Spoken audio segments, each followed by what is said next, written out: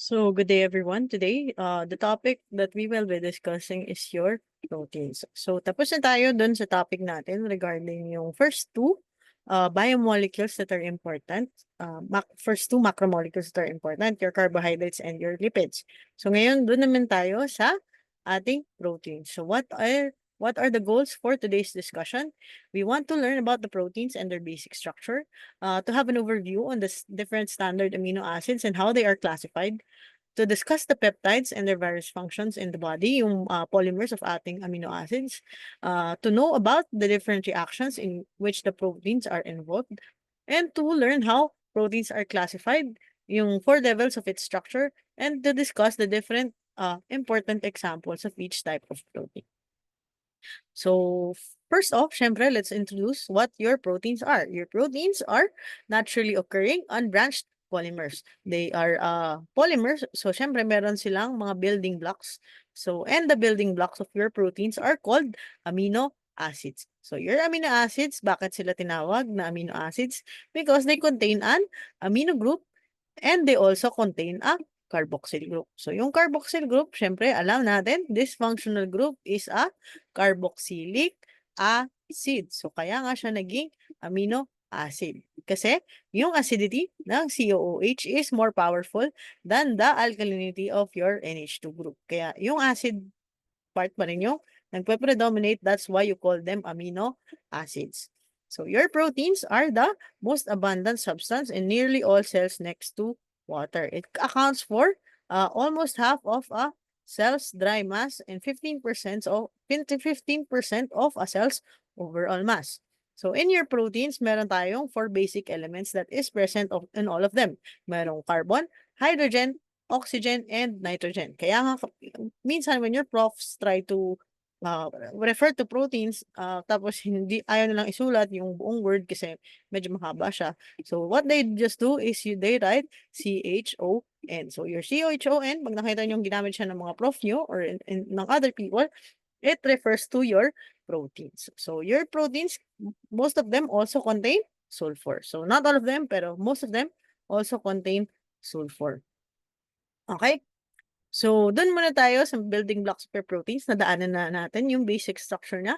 Your basic structure of your proteins are your amino acids and if you put them together, you come up with your peptides. So, dun muna tayo sa basic building block, your amino acids. So, they are organic compounds that, as mentioned, contain both NH2 and COOH. So, ito yung structure. Pinakita ko na sa inyo kanina.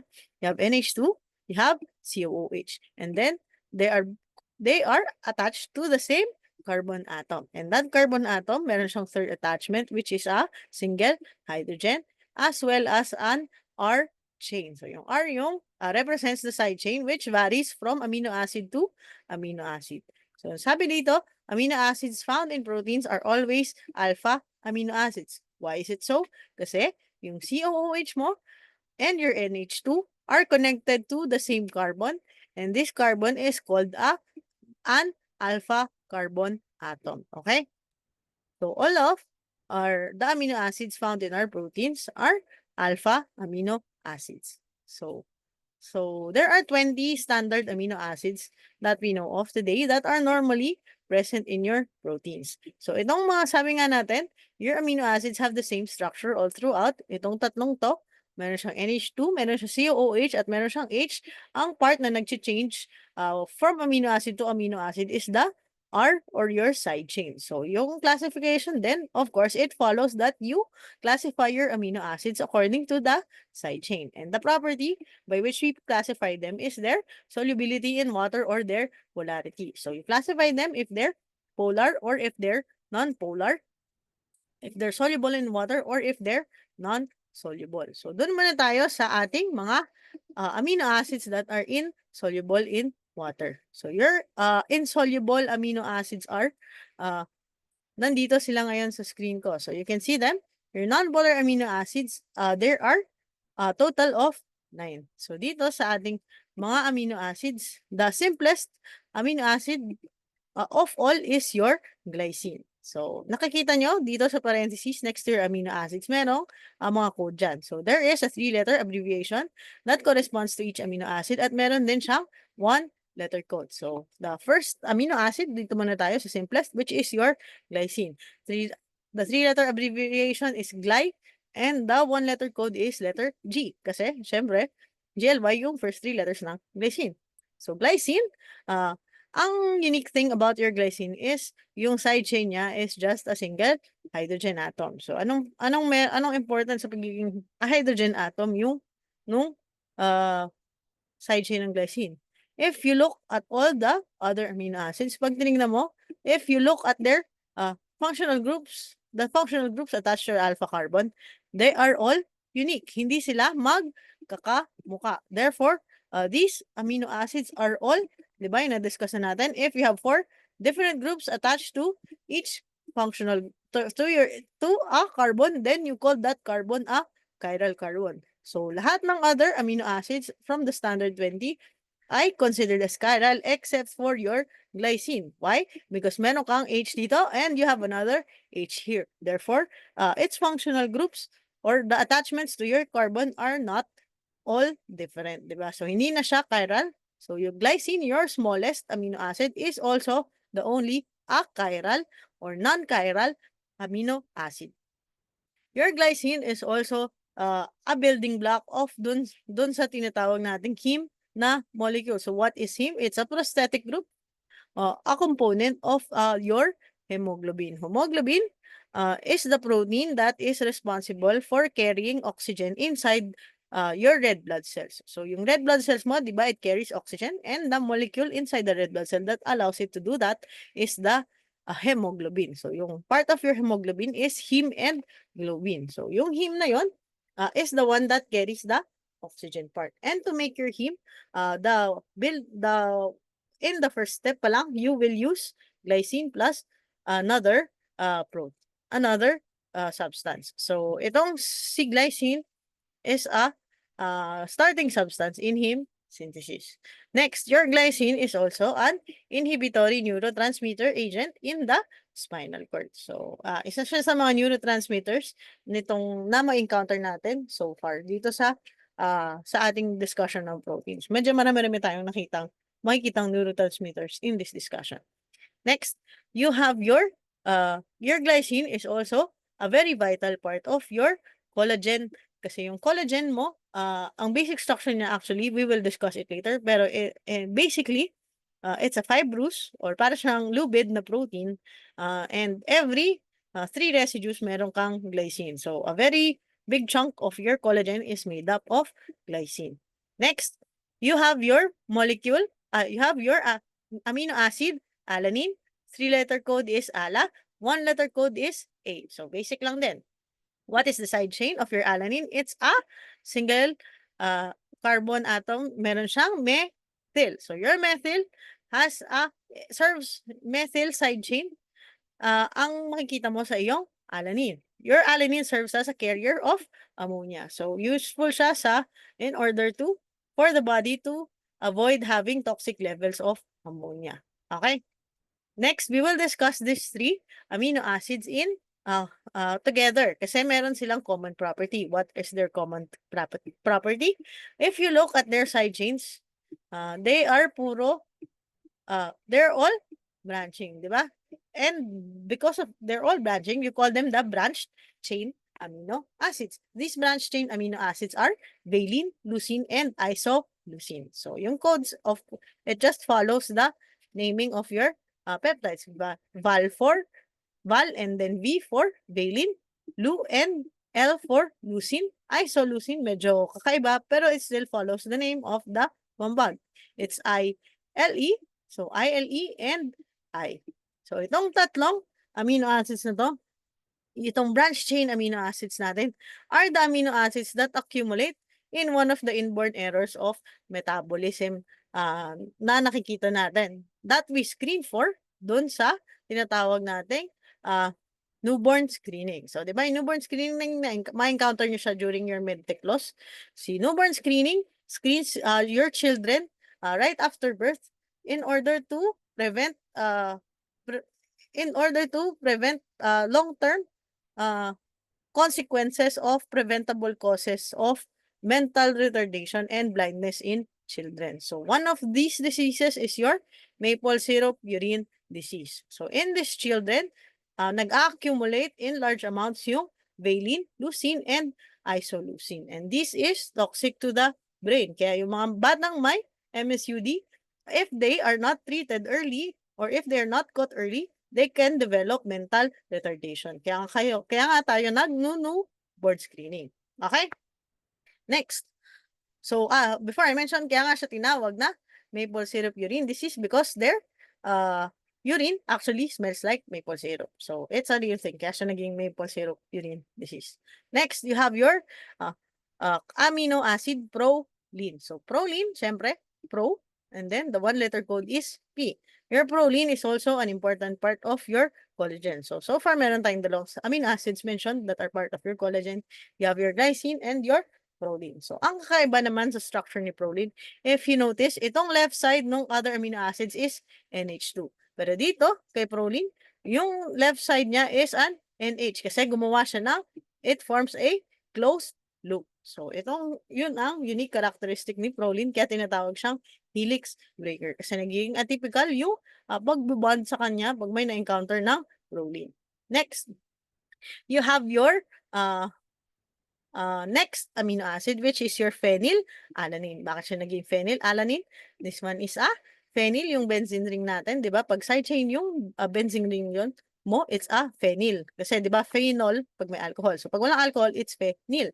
So it's phenyl and there's a CH2 here. So di ba kamukha siya ni alanine. So phenylalanine. Your phenylalanine is abbreviated as PHE and the one letter code is letter F.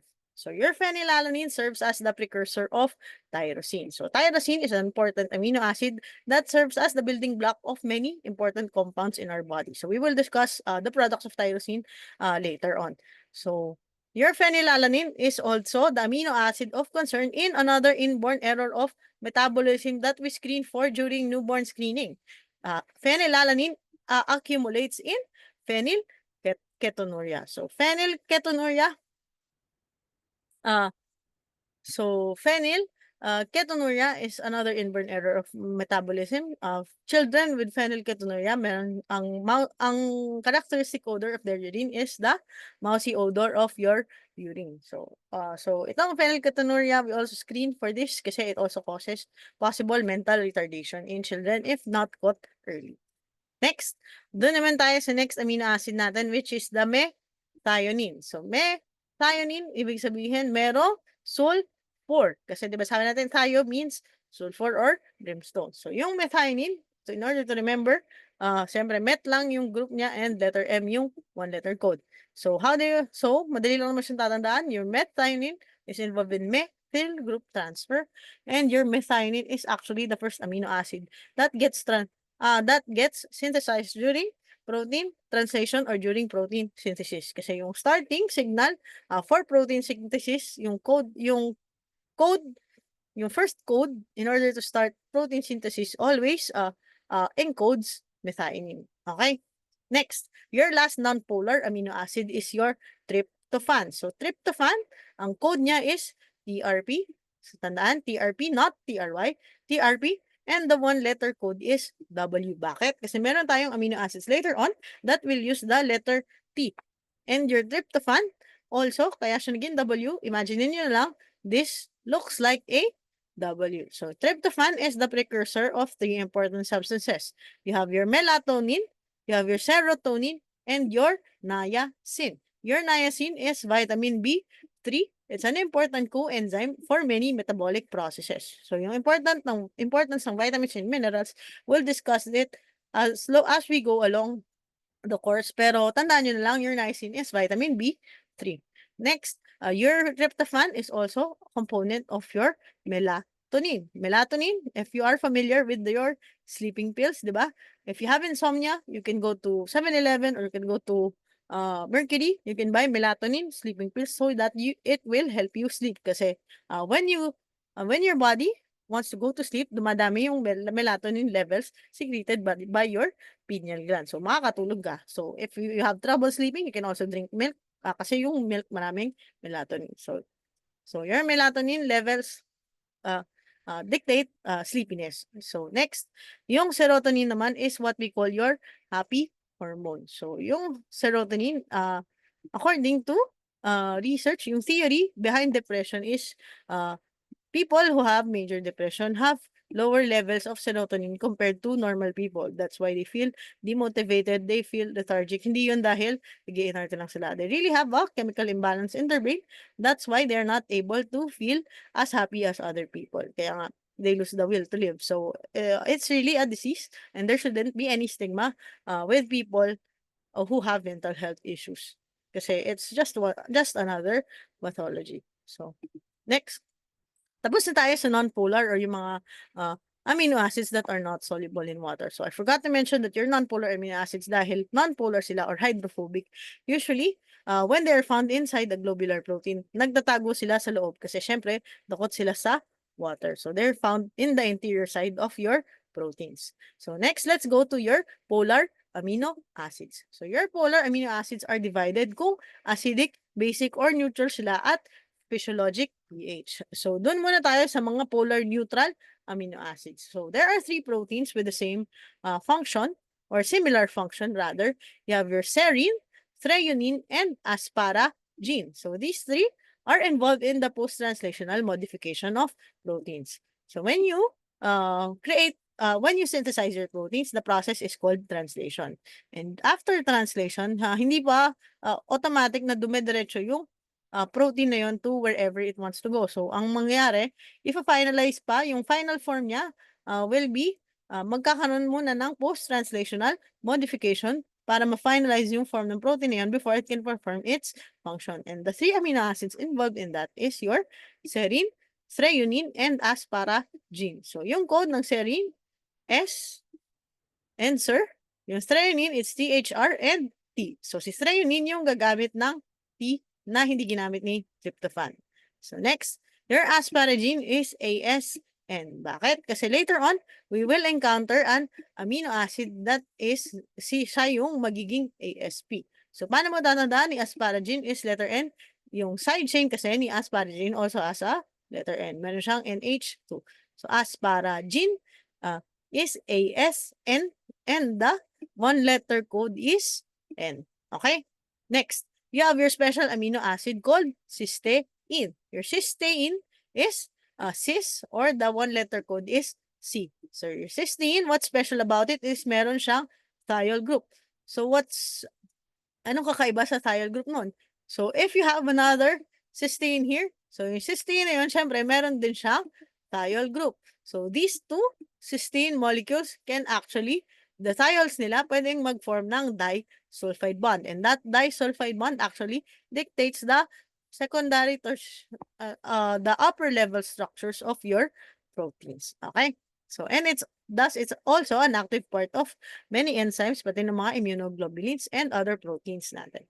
Next, you have your glutamine. Your glutamine is also a nitrogen carrier just like your alanine. So, yung glutamine, para din siyang asparagine. Kasi siya si GLN. Meron tayo kasi later, may encounter si glutamic acid. Siya yung gagamit ng GLU. So, si glutamine, meron din siyang NH2. So, you just remember that it is glutamine. So, glutamine with the letter N. So, it's GLN and the code is letter Q. I still don't know why it's letter Q. Hindi ko pa siya na-research. So, if you know, please let me know. Okay? Next, we will discuss the last of our polar neutral amino acids, which is your tyrosine. So, your tyrosine is TYR with the one letter code of letter Y. So, if you look at this structure, para siyang familiar. Diba? Kasi diba, sa phenylalanine, yung structure natin, meron kang CH2, tapos meron kang phenyl ring. Ang dinagdag mo lang is the OH. So, ang nangyari, phenylalanine hydroxylase converts your phenylalanine into tyrosine. So, dinagdagan niya ng hydroxyl group C tyrosine. So, the precursor of your tyrosine is your phenylalanine, which converts it to tyrosine. And your tyrosine can go through a sequence of steps to produce different important substances. So, what are the important substances produced by your tyrosine? Ito yung mga substances na yun. Ito, syempre, of course, the phenylalanine is the starting substance. Tyrosine produces levodopa, which can produce dopamine, which can produce norepinephrine, which can be converted to epinephrine. So, itong mga to are is one whole pathway of catecholamine synthesis. Your tyrosine is also the precursor of your thyroid hormones, which are the hormones that control the rate of your metabolism as well as your melanin, which is your skin pigment. So, paano mo tatandaan kung itong catecholamine synthesis pathway as well as the products of your other products of your tyrosine? So, meron tayong simpleng mnemonic lang para maalala siya. So, pare, true love does not exist. So, pare, true love does not exist, BTL, DNE. So, dagdagan na lang natin ng dalawang letter para maalala natin yung other products of tyrosine. So, to me. So, pare, true love does not exist to me. So, madali nyo siyang maalala yung pagkakasunod-sunod nitong mga to. Kailangan mo na lang tandaan kung ano yung mga words. So, dopamine is also a neurotransmitter. Ito yung neurotransmitter that is deficient in patients with Parkinson's disease. Norepinephrine is also a neurotransmitter. So, and then you have your epinephrine. Epinephrine is the fight or flight hormone. So, ito yung tinatawag nating adrenaline. Okay? Next, tapos na tayo sa ating polar neutral amino acids. Let's now go to your polar acidic amino acids. So, polar acidic amino acids, meron tayong dalawa. You have aspartic acid and your glutamic acid. So, obvious naman sa pangalan nila that they are acidic. And why are they acidic? Kasi, aside from the COOH attached to the alpha carbon, meron kang COOH on the side chain for each of these amino acids. So, di ba? Meron ka ng COOH dito, meron ka pang COOH dito. So, you have a carboxylic acid when it comes to these two amino acids. So aspartic acid participates in many metabolic pathways, while your glutamic acid in its ionic form, glutamate, is actually an excitatory neurotransmitter in itself, and it's also the precursor of another neurotransmitter agent, which is GABA. So, what is the code for your aspartic acid? Sabi natin, di ba? Si aspartic acid, ASP, glutamic acid is GLU. Aspartic acid, one letter code is D. Glutamic acid, one letter code is E. So, tandaan nyo na lang magkasunod yung dalawang acid sa alphabet and alphabetical yung magiging D. Kung sino yung D, kung sino yung E. So, glutamic and aspartic and then glutamic. So, di ba? Not to confuse with asparagine, which is ASN, and glutamine, which is GLN. Okay? Next, you have your polar basic amino acids. So, your polar basic amino acids, there are three of them. HAL, histidine, arginine, and lysine. So, histidine is the precursor of histamine. So, histamine is a vasoactive peptide, is a vasoactive substance, which is an inflammatory mediator, and it is also, kaya nga siya very, isa siya sa mga reasons of siya ay associated with asthma as well as your hypersensitivity reactions. Meanwhile, you have your lysine, which is the precursor of carnitine. So, yung carnitine naman is an important molecule as far as lipid breakdown is concerned. Next, your arginine is a precursor of two substances, which is creatinine and urea, which we will tackle more on the metabolism portion of our lectures. So, tandaan nyo yung mga polar basic amino acids, meron silang mga NH2, NH sa kanilang chains. So, marami silang nitrogen. That's why they are basic. So, tapos na tayo dun sa 20 na standard amino acids. So, of those 20 standard amino acids, meron tayong 10 tinatawag na essential amino acids, diba? Similar in concept to the essential fatty acids, your essential amino acids are essential to the body, and it is essential that you eat them because the body cannot synthesize them in adequate amount. So, kung meron mang ginawang essential amino acids yung katawan mo, then it's very kulang kasi kaya kailangan mo pa rin kumain ng meat in order to fulfill your essential amino acid needs. So, ano yung essential amino acids natin? Di ba sabi natin? 10. You have phenylalanine, valine, tryptophan, threonine, isoleucine, methionine, histidine, arginine, leucine, and lysine. So, how do you remember the 10 essential amino acids? You have the universal mnemonic for essential amino acids. Private Tim Hall always argues, never tires. Private Tim Hall always argues, never tires. Bakit? So, si Private Tim Hall, soldier, kaya yan yung picture dyan. And then, why is it always argues? Kasi nakita nyo, meron tayong arginine dito, di ba? So, the letter A in Private Tim Hall is not asparagine, it's not aspartic acid, it's not alanine. The A is always arginine. So, itong arginine, as you can see here, meron pa siyang asterisk dyan. So, why is there an asterisk with respect to arginine? Kasi arginine is essential only in growing children. In adults, not so much. Okay? Next, why is it that Private Tim Hall always argues never tires? Bakit never tires? Kasi dalawa yung T sa essential amino acids. So, remember, dun sa mga T, among your standard amino acids, ang kasali sa essential amino acids are tryptophan and threonine and never tyrosine. So, tandaan, Private Tim Hall always argues, never tires. So, how do you obtain these essential amino acids? Of course, you eat your dietary proteins. So, there are two types of dietary proteins. You have your complete dietary protein and your incomplete dietary protein. So, your complete, syempre, kompleto na siya. It contains all of the essential amino acids in the same relative amounts that the body needs them. So, kapag kumain ka ng complete dietary protein, solve ka na as far as your essential amino acid needs are concerned. Meanwhile, if you eat an incomplete dietary protein, hindi siya kumpleto. It may not contain adequate amounts or it may not contain all of the essential amino acids or meron siyang kulang. So, if merong kulang na amino acid, you call that amino acid as the limiting amino acid. So, the limiting amino acid is the essential amino acid that is missing or present in inadequate amounts in an incomplete dietary protein. So, where do you get your complete dietary proteins? Where do you get your incomplete dietary proteins? Your complete dietary proteins are usually obtained from animal sources. So, like if you drink milk, there is casein found in milk.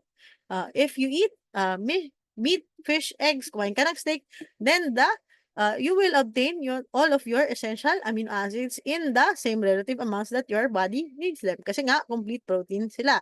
Meanwhile, if you eat proteins from plant sources, then they have some of the essential amino acids pero incomplete sila. Meron kang limiting amino acids or missing na amino acids from those proteins. For example, your lysine is absent in wheat, rice, oats, and corn.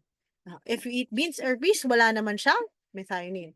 If you eat corn and beans, wala naman siyang tryptophan. So, itong mga plant sources are usually sources of incomplete dietary protein. That's not to say that all animal sources are complete proteins, no? Meron din tayong exceptions. So, if you eat gelatin, kulang siya ng tryptophan. Okay? So, next. Tapos na tayo sa essential amino acids. Let's just have a quick recap on the topic of chirality. So discuss lang natin yung some properties of your amino acids while we're at it. So, chirality in amino acids. So, di ba, familiar na tayo sa concept of chirality. We also tackled this a little bit earlier, di ba? Sabi natin, to have a chiral center, you have to have 4 different attachments to your carbon atom. And we have mentioned earlier that 19 out of the 20 standard amino acids have a chiral center. So, except for one which is glycine, because the R group if glycine is your hydrogen atom. At if dalawa na yung hydrogen atom, then it's no longer a chiral molecule. So, glycine is the only chiral standard amino acids. So, all the others are chiral. And pag sinabi natin chiral, yung molecule, meron siyang chiral center, then it's a chiral molecule.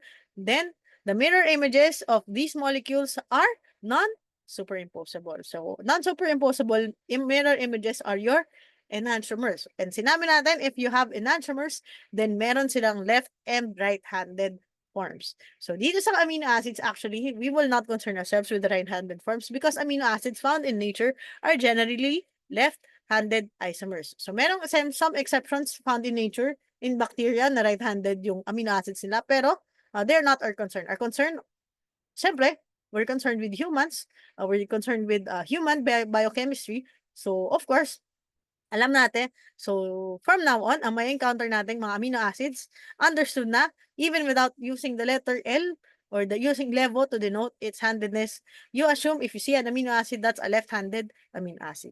Okay? So sabi natin chiral yung mga amino acids natin. So, of course, since they're chiral, you can use the Fisher projection in order to represent them. So, how do you use your Fisher projection to represent your amino acids? Nasa taas yung carboxylic acid, nasa baba yung R chain. And the handedness is dictated by the position of the NH2. So, the NH2 is positioned horizontally in between. If it's on the left side, then it's levo. If it's on the right side, then it's dextro. So this one is levo-serine. This one is dextro-serine. So, di ba? Sabi natin, all the amino acids found in nature are generally left-handed. So, hindi natin concern tong right-handed isomer. What we will be dealing with is mostly the left-handed form. Kaya nga, from now on, if may makita kang amino acid, kahit na hindi nakalagay yung L dyan, you assume that it's left-handed. Okay? Next. So your amino acid, sabi natin, meron siyang acidic group, which is the COOH. Meron siyang basic group, which is the NH2. So meron din siyang acid-base properties because of the groups that are attached to it. So your amino acids are actually charged species both in solid state and in solution. In pure form, they're usually white crystalline solids, pero syempre, and they're usually not very soluble in water. Pero syempre, if you put them in a solution, meron pa rin acid-base reactions na mangyari by virtue of having those groups. So what happens to your amino acids in neutral solution? The COOH group tends to lose protons. So pag nawalan siya ng protons, ano yung proton? That's the H. So if the H is lost, marirelease siya in solution, then ang matitira mo is your COO minus. So the species becomes negatively charged. Meanwhile, yung NH2 na to, the tendency of this NH2 in neutral solution is to accept protons. So the NH2 becomes an NH3 plus. At dahil may plus na siya, then it becomes a positively charged species.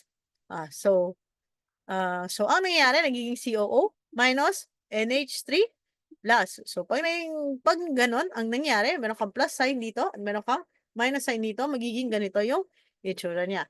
In fact, an internal acid-base reaction can occur. Itong H na to, pwede siyang lumipat dito para maging NH3 to, tapos ito magiging COO minus to form this one. And what do you call this molecule in which you have a positive sign on the NH3 and a negative sign on the other group? Then you call this your Zwitter ion. So what are your Zwitter ions? Ito yon. Your atom has a positive charge on one side and the negative charge on the other side, and they are attached to the same carbon atom. So dahil positive to, this one is negative, the net charge when you add them up is 0. So itong Zwitter ion na to, syempre, nangyayari siya at a certain pH, and its structure changes, syempre, depending on the pH. Kasi syempre, pag mas konti yung, mas mababa yung pH, mas maraming hydrogen. Pag mas konti yung pH, mas mataas yung pH, then mas maraming OH. So ano nangyayari when you change the pH of a solution? So, for example, you place your Zwitter ion in an acidic environment. So, pag acidic environment, so marami kang hydrogen. So, itong H3O, meron siyang extra H. So, yung H na yun will actually go attach to your COO group. So, di ba, Zwitter ion mo, merong NH3, merong COO minus. So, the H plus will attach to the COO minus to yield your COOH. At pag naging COOH na siya, anong mangyayari? Anong natanggal? Natanggal yung negative charge niya. So what remains in your Zwitter ion is the NH3+. Thus, you produce, in acidic solution, you produce a positively charged ion. Next. What if you place your Zwitter ion in a basic solution? So your Zwitter ion in basic solution, syempre basic solution is more of OH. So itong OH, the tendency of your NH3 in basic solution is actually to lose a proton. Diba sabi na natin, tendency is to lose the proton. So the proton is lost and it will combine with the OH to form water. Ang mangyayari, itong H3N plus mo magiging H2N na lang. So, nawala yung positive charge niya. Ang naiwan is your negative charge. That's why you produce a negatively charged ion when you put your Zwitter ion in a basic solution. So, next. So, ano naman importance nung changes in the charge of your amino acid when there is a change in pH. So, meron tayong tinatawag na process of isoelectric focusing. Ginagamit siyang protein separation technique by virtue of electrophoresis. So, for example, meron kang electric field, meron kang gel dyan where you put your mixture. For example, this one is meron kang positive end dito, meron kang negative end dito. If you put a negatively charged molecule on this side, what will happen? It will migrate towards the positive end. Kasi syempre, sabi natin, opposites attract. Then, if meron kang positively charged molecule over here, then, where will it go? It will not go towards there that way. It will go towards this way. Syempre, kasi, sabi natin, opposites attract. So, how do they use this idea in electrophoresis? So, meron kang gel, like this one. So, this gel has a pH gradient. So, for example, this one is pH 1. So, dito sa gitna, pH 7. Dito sa dulo, pH 14. So, pataas ng pataas yung pH dito sa gel na to. So, ang gagawin mo, you have a protein mixture. You put the protein mixture on this gel. So, syempre, yung amino acid mo is on that mixture.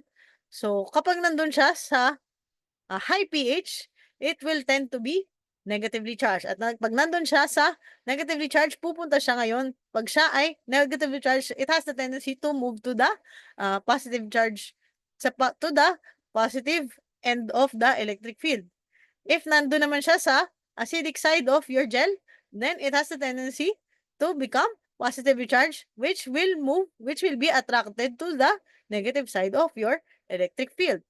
So, meanwhile, if your amino acid naman is placed in what you call the isoelectric pH, or the pH at which the amino acid exists primarily in Zwitter ion form, or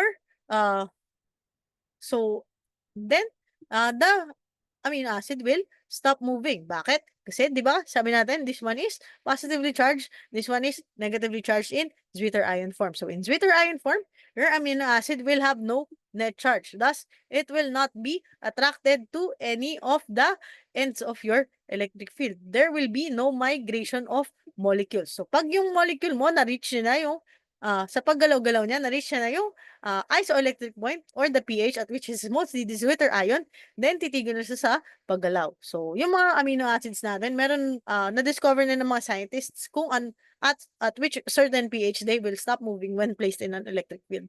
So, they can use that if meron silang mixture of amino acids, tapos gusto nilang identify what certain amino acids are found in that mixture. So, next. Labas na tayo doon sa acid-base properties of your amino acids. Now, let's go to the polymers of your amino acids, which are your peptides. So, peptides are unbranched chains of covalently linked amino acids. So, amino acids are classified, your peptides are classified by the number of amino acid residues that are found there. Of course, pag dalawang amino acids, it's a dipeptide, tatlong amino acids, tripeptide, etc., etc. So, hanggang makarating ka sa nona, peptide. So, 9 amino acids yun. Once you reach 10, that's already an oligopeptide. So, 10 to 20, oligopeptide. If it's more than 20 amino acids, that's a polypeptide. And if your amino acids is actually 40 or more, then you already call that a protein. So, your peptides are held together by what you call your peptide bonds. So, what exactly are your peptide bonds? Your peptide bonds are actually amide bonds. How? For example, this is amino acid A. And this one is amino acid B. So your amino acid A, the COOH group of your amino acid B, A will interact with the NH2 group of your amino acid B. So ang nangyayari is the H of the NH2 and the OH of the COOH will combine to form water. At ang magbabind is the C of the C double bond O and the N of the NH. So pag nag-form ka ng bond na yan, di ba? Meron ka mo form na C double bond O and H, which we know from our functional groups lecture, stands for your amide. So, Your peptide bond is an amide bond that covalently links the COOH of one amino acid and the NH2 group of another amino acid. So next, so you have your peptide chain. So naalala nyo, sinabi natin, your amino acids are usually left-handed. At kapag left-handed ka in your projections, in your structures, yung left mo, di ba, doon nagsisimula, papunta siya sa kanan, yung N-terminal mo nandun sa kaliwa. Kaya siya naging left-handed. So, the N-terminal is the starting point in your chain. It's on the leftmost point of your amino acid when you write them. Meanwhile, on the right side or the end of your chain, you have your C. Terminal end, nandun yung pinakadulong COO minus. So, in between, of course, is the amino acid residues that make up your peptide chain.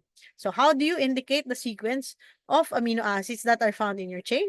For this example, meron ka dito, glycine, meron ka dito, alanine, meron ka ditong serine.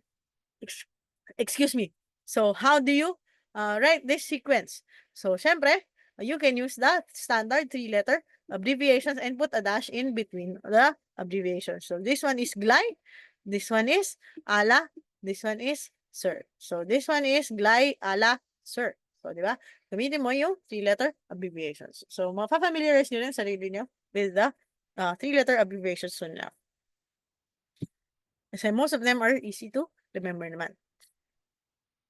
So next, doon na tayo sa tinatawag nating peptide backbone. So ano nga ba yung peptide backbone? It's the repeating sequence of peptide bonds and alpha carbon CH groups in a peptide. So paano siya na-arrange, di ba? So di ba sabi natin your amino acid has the R group, it has the carboxyl group and the NH2 group attached to the alpha carbon. So yung alpha carbon actually attached to the carboxyl group and the NH2 group of the next. So, ito yung amide bond. And then, after the amide, you have another alpha carbon of the next amino acid. After the alpha carbon, you have the amide bond again. And then, another alpha carbon of the third amino acid. And then, you have another amide bond. So, alternating alpha carbon, amide bond, alpha carbon, amide bond, alpha carbon, amide bond, alpha carbon, amide bond, and so on and so forth. So, yun yung repeating sequence found in the structures of your peptides. And you refer to that repeating structure as the backbone. So, imagine nyo na lang para siyang charm bracelet. Diba? Pag bumili ka ng bracelet sa Pandora, tapos yung pinaka-bracelet mismo, yun yung backbone.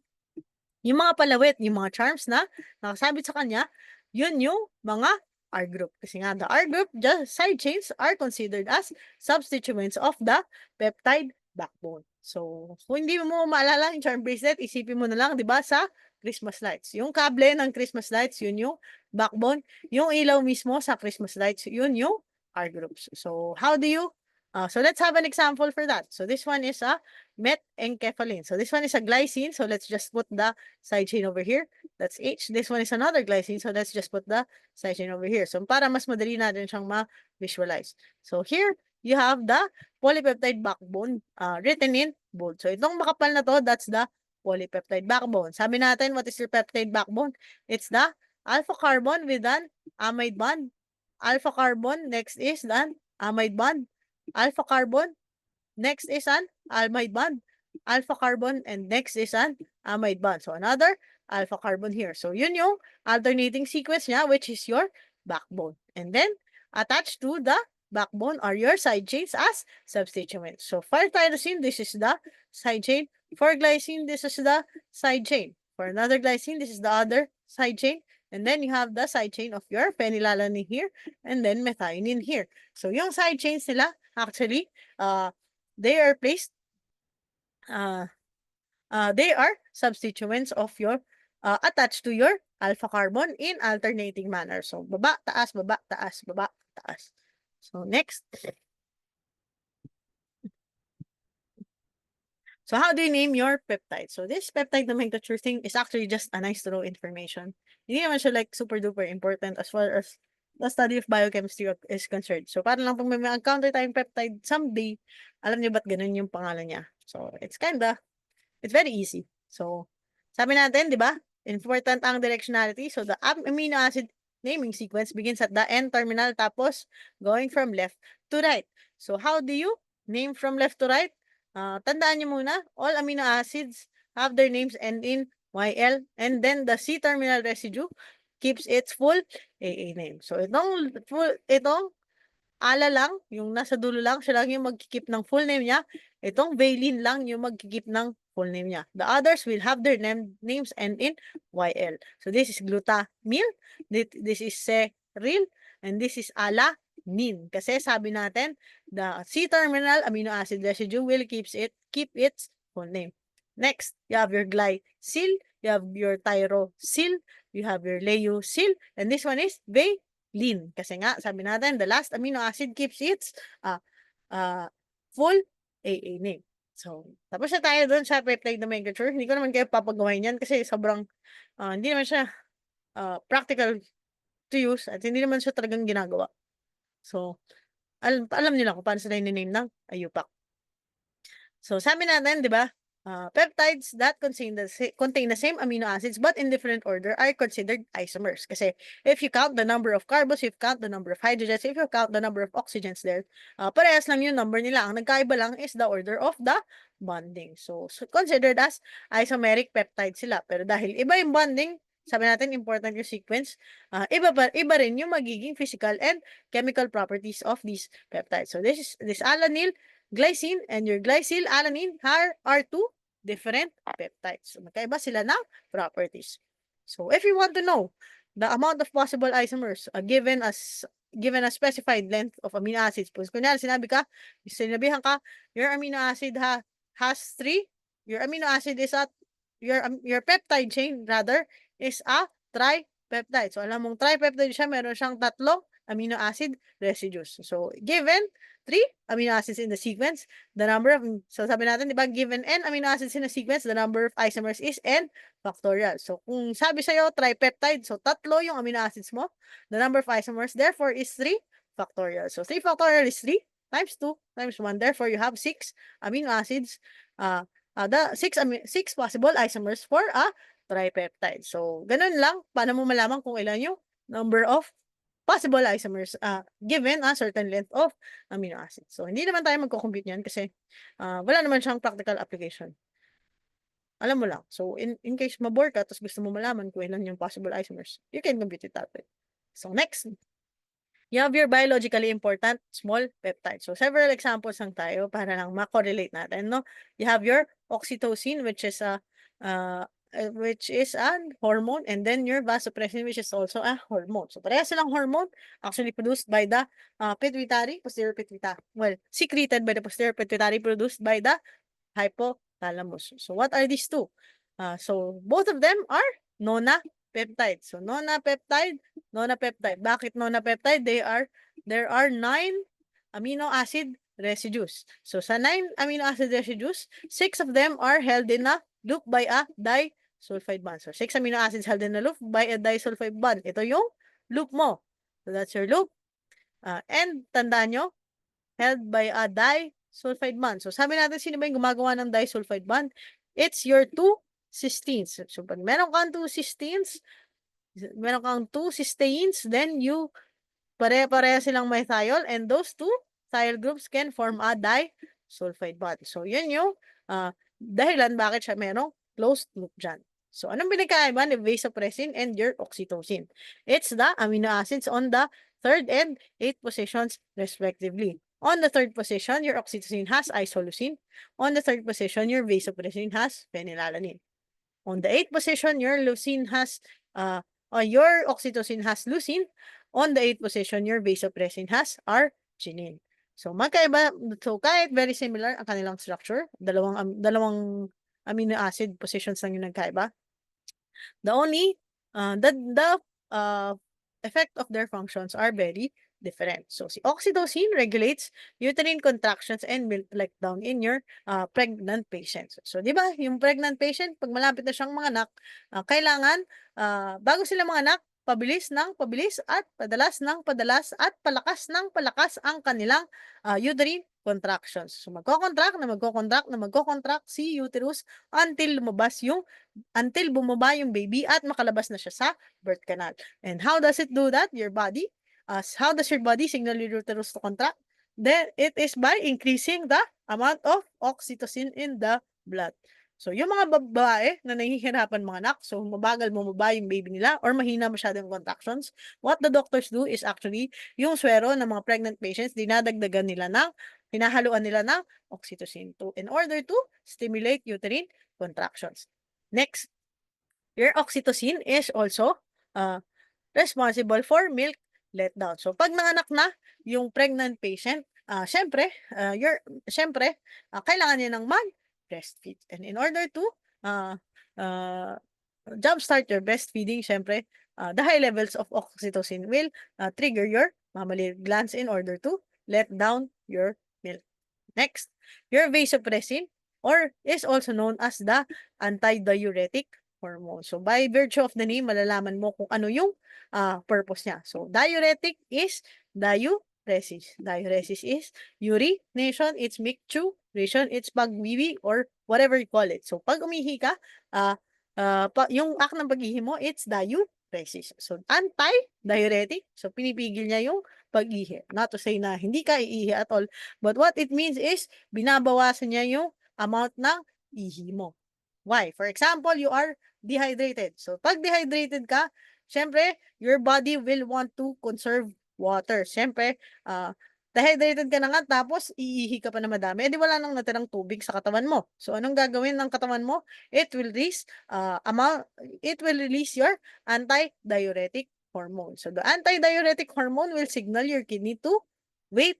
Sabihin niya sa kidney, wait, stop muna. Huwag ka munang mag-release ng maraming water in the urine. What you need to do is to reabsorb the water kasi kulang tayo ng tubig. So, ang gagawin ni vasopressin, it will trigger water reabsorption. Okay? Next.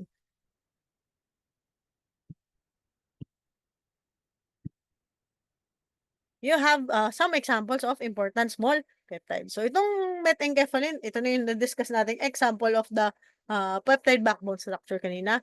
Tandaan nyo, your encaphalins are pentapeptides. So, they're made up of 5 amino acids. And there are 2 types, your met and your leuencaphalin. Ang pinagkaiba lang nila is the terminal amino acid. So, your encaphalins are neurotransmitters. So, nakailang neurotransmitters na tayo for today. So, your encaphalin is a neurotransmitter in the brain that binds to receptors in order to reduce pain. So, if you have, for example, if you have an athlete, nagkaroon siya ng injury in the middle of the match, syempre, yung mga athletes natin, because the match is still ongoing, feeling nila, kaya pa nila.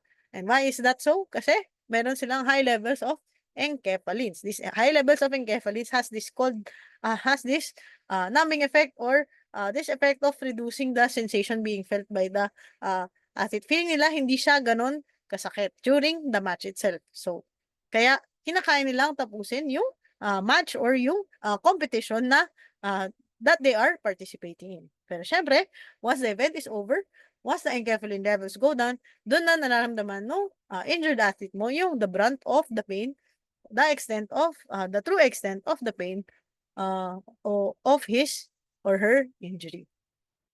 Next, doon na tayo sa ating glutathione. So, glutathione is a tripeptide. So, tatlo lang naman. It's glutamine, cysteine, and glycine. So, glutamine, cysteine, and glycine, yung tatlong amino acids that make up your glutathione.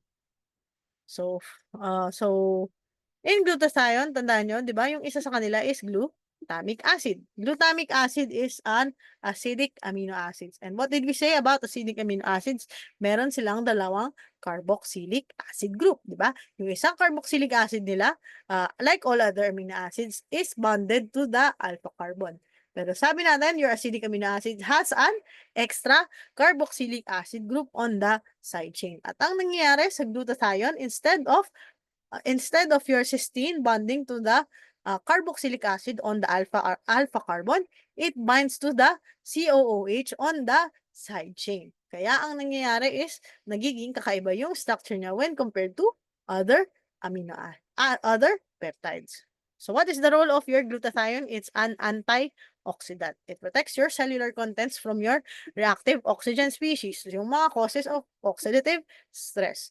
So, yeah, reactive oxygen species, your example is hydrogen peroxide, your example is superoxide. So, itong mga reactive oxygen species na to, they are used by our neutrophils in order to kill bacteria or other pathogens. So, when your neutrophils kill bacteria, syempre, they release this reactive oxygen species which can damage the bacteria, but not only the bacteria, it can also damage your own cells. So, what their antioxidant does, sinasalo niya yung effects of those reactive oxygen species para hindi yung cells natin yung ma-oxidize. Okay?